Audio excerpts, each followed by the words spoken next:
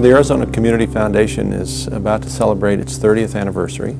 A group of people came together 30 years ago to create this organization. What we do is receive funds from donors from across our state, invest those funds, and then take the earnings and put that money out into the community in the form of grants.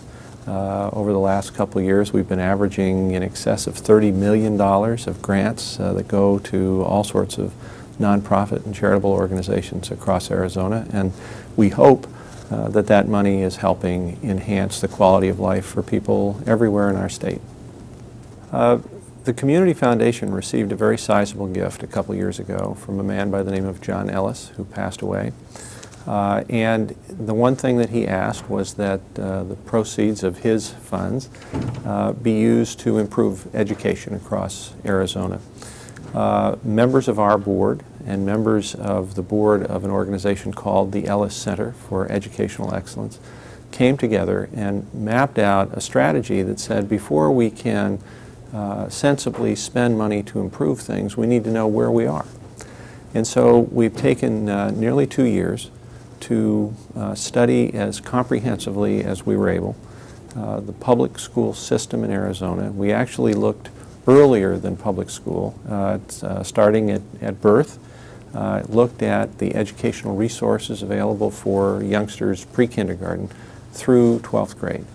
And as a result of that work, have produced 2 separate reports, one that focuses exclusively on pre-kindergarten, and the balance looks at pre-kindergarten but then takes it up through 12th grade and tries to paint as accurate and as unbiased a picture of our education system and its outputs, its impact on our young people. What we're hoping to do first and foremost is educate people about our education system and to let them know what its strengths are, what its weaknesses are, and hopefully use that information to then help generate some public energy around these issues that will lead to improvements in areas that we think are in need of significant improvement.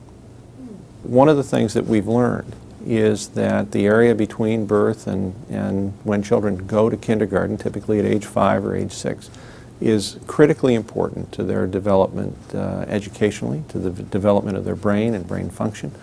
And so there is a significant body of evidence that says that we should be using that time, whether children are being cared for at home by mom and dad or grandma or grandpa or whoever, or they're being cared for outside the home. And 2/3 of Arizona's youngsters between the ages of 0 and 5 are cared for outside the home. So it's a very significant number of kids.